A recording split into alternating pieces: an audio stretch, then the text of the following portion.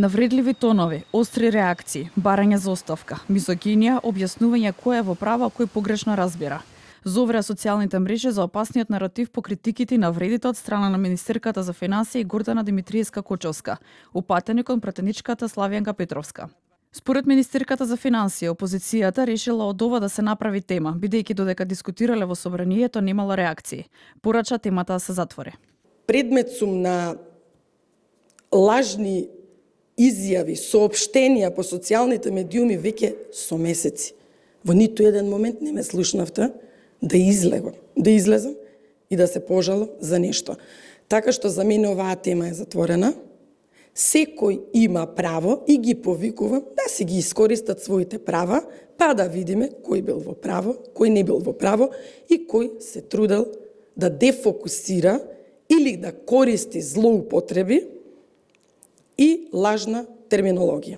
Пратеничката Петровска во вчерашното гостување на Анализа посочи дека ситуацијата ескалирала и отишла предалеку, а според неа министерката имала намера да ја потцени и дискриминира затоа што немала семејство и деца.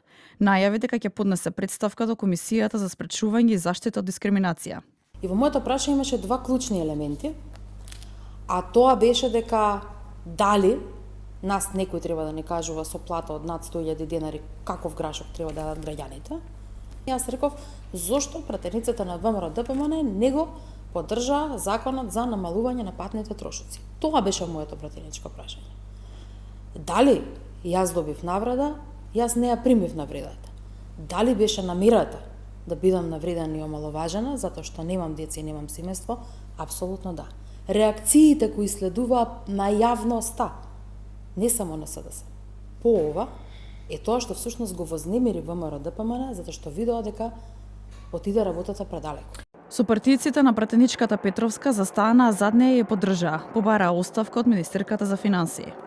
Кога министерка во оваа држава ќе се осуди да каже дека една жена не може да зборува за семејството само затоа што нема деца, тогаш тоа не е само навреда. Тоа е удар врз достоинството на сите нас. Тоа е ароганција, тоа е дискриминација, тоа е нечовечност.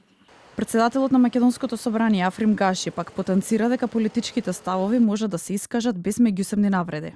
Веќе разговараме и за донесување на нов етички кодекс кој сакаме да го подобриме и сите да се договориме околу на консензуален начин за да го почитуваме и мислам дека понатаму ќе работиме сите во надградба, по зголемување на политичката култура и така да ваквите настани како вчерашниот не се мили, не е добро за собранието, тоа не зборува добро за нас.